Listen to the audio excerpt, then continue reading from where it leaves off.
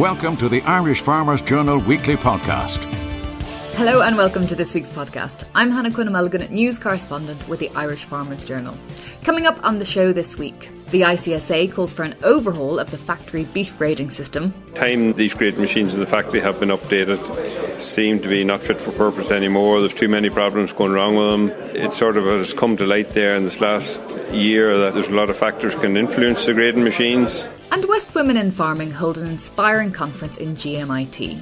What we do is whatever it takes to encourage, to empower, to support, to help women on and to reach their potential, to elevate their profile. And that is how we will do our business and how we mean to do our business. And that's how I see we can achieve things as women in farming. But first, as mentioned in the intro, the Irish Cattle and Sheep Farmers Association, or ICSA, is calling for an overhaul of the factory beef grading system. Now, the grading of carcasses is a contentious issue between farmers and factories, as the grade of the carcass determines the price that the farmer gets. Our correspondent Thomas Hubert spoke to the newly elected beef chair of the ICSA, Edmund Graham, who outlined why his members were unhappy with the current system. Members at the minute are a bit displeased with the way the factories are treating them. Prices have fallen this last 3 weeks, and the reading from the factories is that they're going to pull beef another bit too, so it's not looking very positive for farmers selling cattle to the factories. Even after all these markets have been opened, I know Minister Creed has worked hard opening markets, but it still doesn't seem to have made an impact on the beef prices. How can we remedy that? Is there something to be looked at in terms of how the prices are set? The EU says maybe farmers should organise, have producer organisations. Others say it's the grid. What do you think should happen to make this a bit more easy for farmers to follow price-wise? First of all, you mentioned the grid. I think it's time these grid machines in the factory have been updated. They seem to be not fit for purpose anymore. There's too many problems going wrong with them. It sort of has come to light there in this last year that there's a lot of factors can influence the grading machines. Don't know, too much sunlight, steam, bulbs have got weak, they've gone faulty. That's the bulbs for the lights have gone faulty, and that all has an impact on the grading. Is it all about the machines, or is it also the supervision, the kind of checks and balances around that system? There definitely needs to be more supervision and definitely needs to be more checks and balances, without doubt.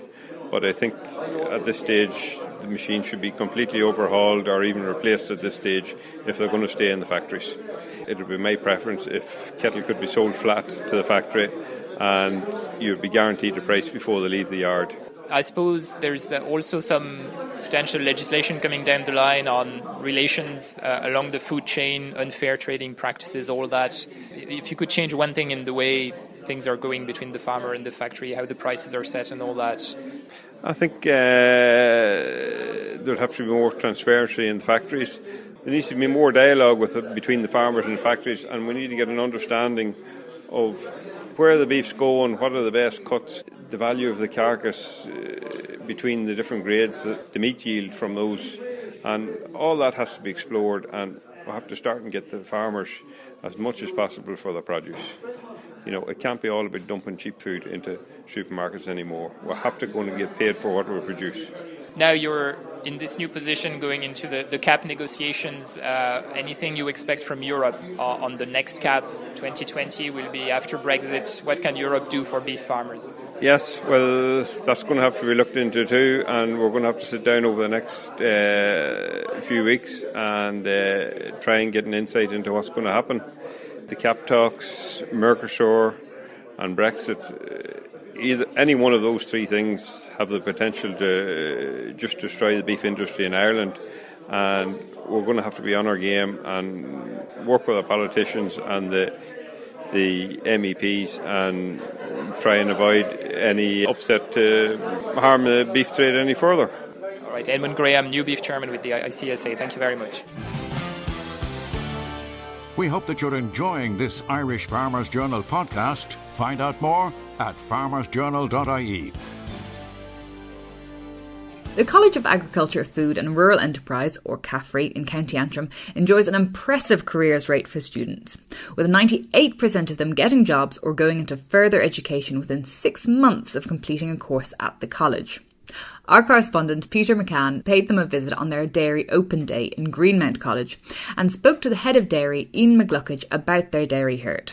New dairy unit was built 5 years ago, and herd size has expanded by 50 cows over the last couple of years, so we're now milking 200 cows. Herd performance currently we're sitting at about 8,800, 8,900 litres from about 2.6, 2.7 tonnes of constituent, and that's milk sold per cow per year, so that's not a 305 day or a lactation yield.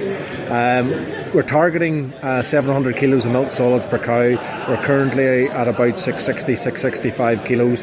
A key aspect for us is calving at 2 years of age, and a lot of emphasis is put on to transition cow management and those first few days, both for the cow and the calf, and getting everything off to a good start, because the latest research shows that where a calf gets good quality colostrum in the right quantity, then there's a real legacy value to that animal will give higher milk yields both in first and second lactation. At the college here, we try to keep this system relatively simple, so it's an autumn calving herd which ties in with student education, and on good quality grass silage with some maize silage introduced from January onwards. The cows are in the summertime or in the springtime.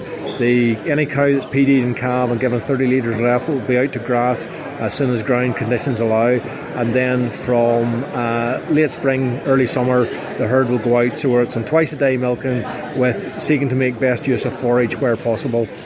So the cows are out, they're out day and night from late May or whatever for the whole lot? Yeah, I mean certainly those in the springtime there'll be that period of transition, but those cows that are PD'd and calved, 30 litres less, will be out night and day from now last year those cows went out somewhere the 16th of March. The previous year it had been into the 22nd, 23rd of March, but that normally would be the target date, just ground conditions, remembering that the farm here is clay loam soils and getting somewhere around 100-105 centimetres of rain, so we really are typical of many farms in Northern Ireland, and it's just when weather conditions allow, but we would be seeking to maximise in the springtime grass into that cow's diet.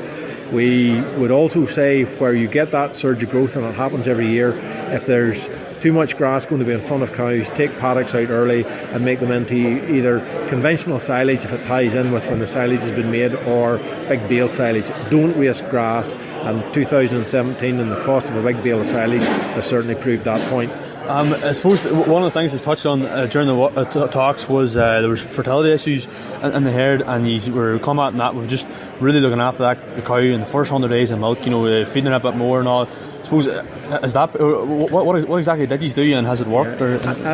Improving herd fertility is absolutely key. The 2 years where milk prices were very poor, one thing that put farmers under pressure was where there was poor cash flow, and poor cash flow due to poor fertility. So we would have had a problem with some of the semen, and it really a lot of cows didn't conceive, so additional effort has been put into that to try to get cows and calf. What do you do?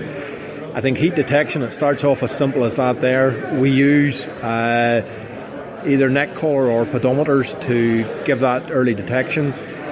We're also using tail paint and a teaser bull, so that there's any marking that can be picked up, and closely monitoring cows, and any cow that hasn't been seen cycling, we'll present them to the vet to check out is there something there. Also, for those higher yielding cows, they will be going for a high energy drench just post calving, again to try to give that boost to get the intake and get the cows settled down and into lactation as early as possible, because there's always that negative energy balance, and it's minimising the depth of that energy deficit. And as I say, we've been using high energy material to supplement the cow at that stage. Stay tuned, because coming up we hear from women on a mission at the West Women in Farming Conference and a determined young Limousin breeder. In this week's Irish Farmers Journal, we publish exclusive, never-seen-before figures which uncover what beef factories are making from your cattle. Editor Justin McCarthy on why the Beef Forum no longer has credibility among farmers. Fodder scheme opens, but is it fit for purpose? Fears new vet medicine rules could hit farmers. Plus, it's the end of an era for the Mitsubishi Pajero. Don't miss our 4x4 motoring special, which features the latest and best 4x4s on the market. Inside this week's Irish Farmers Journal, on sale today. Some of you will be aware that in every edition of the Irish Farmers Journal, we feature a farmer in our Farming Week section. And this week was the turn of 24-year-old Rose Keating from Limerick, who I met up with in Ennismart for a chat about her family farm and what her hopes were for the future. My name's Rose Keating and I'm from Manister Groom, Limerick. What kind of farm do you have? How many acres and what's on it? We have about 140 acres. We have 60 dairy cows and the rest is just a mix of about 30 sucklers and about 40 to 50 weanings. And how old are you? Because you're quite young as well. Have you always been interested in farming? Yeah, always. I'm 24. So, I've been kind of going to the marts and stuff from a young age, so always involved in it. And do you have brothers and sisters? I have two brothers. One that's older, he's 30, and I have a twin brother. And we all kind of help out at home, so it's good. And what are you hoping to do? Are you hoping to stay on the farm, or are you hoping to start helping your own? I just did a law degree, so no, I'm hoping to do part-time farming with it as well. So. And where did you do your law degree? I did it in University of Limerick, and I'm currently doing the FE1s and hoping to be a solicitor. So. And what kind of cattle would you like to have? I love Limousins, are my favourite breed. As a Hereford breeder now, I don't know if I could stand by that. What do you do on the farm, kind of day to day? What's it like? Sometimes I milk the cows for Dad and just feed the dairy calves as well, or just feed the cattle in general, and somewhere I'd count the cattle and I'd go to the marts and sell the cattle for Dad or buy some cattle. So that's generally what I do. And do you enjoy it? I do, yeah. Love it. What's the year been like? What's the past year been like in terms of dairy farming? Dairy's been okay. Milk prices been fairly good. Could be a bit better though. Cattle have been fairly okay. They're kind of holding their own, so hopefully they'll hold their own going into the future now. So, are you worried? People are saying that the price of milk is going to fall this year. Are you worried about that? Yeah, I don't know the way Brexit and stuff is going to affect it, but hopefully it'll stay at a level that we can keep going, and break even and make a bit of money as well. So if it falls, it's going to be trouble, So. And is it British Frisians you have, or what's yeah, we tried to keep the British Frisians because our land wouldn't be, 100% great. So they kind of do better in the rougher ground. So. And what, in terms of weather now and kind of slurry and that kind of thing, are you finding it difficult? Yeah, the ground is just saturated. Even our good fields are wet. I think everyone's kind of experiencing the same thing. So hopefully the rain will stop a bit. And how are you for fodder as well? Because some farmers have been a bit stuck. I'd say we just have enough till March. So we've never been like that before. They're eating a lot and they're in since September, some of them. So we're just hoping that we'll get them out to St. Patrick's Day anyway. Then we'll have to start letting them out then, really. Or else buy it in. What for the future then? What would you be hoping for the farm, say this coming year? Well, we just hope that the cows go well and calve down well, and that we can produce a few good sucklers and buy in more good quality sucklers, because at the moment we're kind of in between and we'd like to get more into Limousins. And we actually have a pedigree Limousin bull too, so we're trying to improve the suckler breeding a bit. You're listening to the Irish Farmers Journal podcast. Now, women in agriculture make up only 12% of farmers in Ireland. But a number of women in agriculture groups have sprung up over the past few years. And the editor of the Irish Country Living, Mairead Lavery, went to the West Women in Farming's Farm Diversification Conference in GMIT to hear from some of the people promoting women in agriculture. I'm here in GMIT in Galway with West Women in Agriculture founder Martina Calvi. We've just had a great day on farm diversification. Martina, what have you learned from the day and what was the aim of the whole event? The aim of the event was to make the information and the agencies and the bodies and people with experience in diversifying on their farm, to make those examples and expertise available to people, particularly to women who are maybe researching or considering setting up an iron farm enterprise. So the aim was, I guess, to maybe build and foster confidence, to encourage, to help and assist women explore, and to empower women. You know, that whole idea of that, you know, women are well capable, well able, that it's, you know, it's a natural extension of who they are and whatever, to become involved in enterprise on the farm. Now, there was an awful lot of practical information available here at the conference today, but you also had 6 women who have gone out and run the hard mile and have established their businesses. Yes, I wanted this event to be different in the way that for the women who would come as the audience, I wanted them to leave with a sense of having learned something, having information that they could reflect and think, well, yes, I learned that today, or I know who to go to now, or I know what to watch out for. I mean, I think that, you know, sometimes we go to events and we can leave and we don't actually have the practical advice. So I wanted that for today. That's why we put that particular panel together, particularly at start-up stage in a business on the farm. The personnel we had on that panel were handpicked for that reason. Okay. I think something like 23 speakers lined up for the day.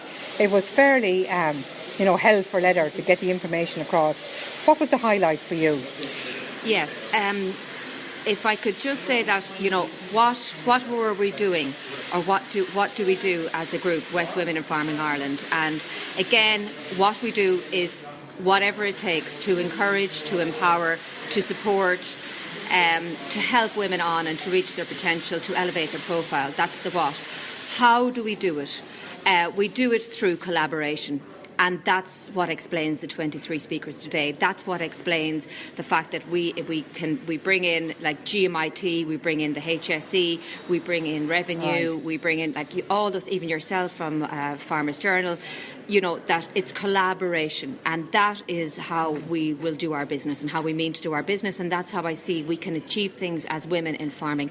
We need to collaborate, to be aware of what we're doing, but the how we do it is through collaboration, and that is the secret to our success, I believe. Okay, well listen, very well done. It was a great day. And one of the speakers was Dr. Maura Farrell, who's the Head of Rural Sustainability in NUIG. Maura presented some very interesting figures with regards to women's role in agriculture and their involvement in agriculture. Maura, can you kind of rehash for our readers what exactly the information you were giving today? Yeah, Margaret, I'd say, Marie, the information I was talking about, in 2010 there was a piece of research carried out by the National Rural Network, and it showed that 27% of the agricultural workforce in Ireland are females. It also suggested that this equates to about 70,000 women who are involved in agriculture. These in all contribute about 36,500 average working units on the family farm, or about 22% of the total average working units across the farming. Now, this is a considerable amount of work carried out by females in Ireland in agriculture, but yet there are a lot of issues where they're not accredited to the amount of work that they're carrying out. Do you think that that's discouraging women from coming into agriculture? The fact that they're not being given the recognition for the level of involvement and how important both their on-farm work and their off-farm work is? Absolutely. I think here today in GMIT we listened to some of the students from the Agricultural College in Mountbellew, and a certain amount of students would have started within the agricultural colleges, but yet very few would have finished. There is definitely, we are still within an ideology in Ireland where agriculture is very masculine dominated, and if you talk about women in farming, it's either women who have jobs off farm that shore up the farming, or else looking at women as far as diversification is concerned. But yet women are very involved in production agriculture. They're very involved in all aspects of Irish agriculture, and we need desperately to kind of acknowledge the work that's been carried out by these women to ensure that other women who are interested in farming will take part or be involved in the role. So the bottom line, far from being a rarity, 22% of the average work units on Irish farm are women. Absolutely, and the number of spouses that were involved in farming in the last number of years has increased, whereas the number of work units from the farm holder himself has actually decreased. So it is showing that women are increasing their workload on farms, but again, unfortunately, they're not getting that kind of credit for it. The Irish Farmers Journal Weekly Podcast. And that's it from this week's podcast. Thanks for listening, and remember you can keep in touch with all the farm news on our app or through Twitter, Facebook and Snapchat. Or if you're feeling traditional, you can even pick up the hard copy of the paper in all good newsagents. This week's sound engineer was Ferdia Mooney, and I'm Hannah Quinn-Mulligan. The Irish Farmers Journal Podcast, online at farmersjournal.ie and on iTunes every Thursday.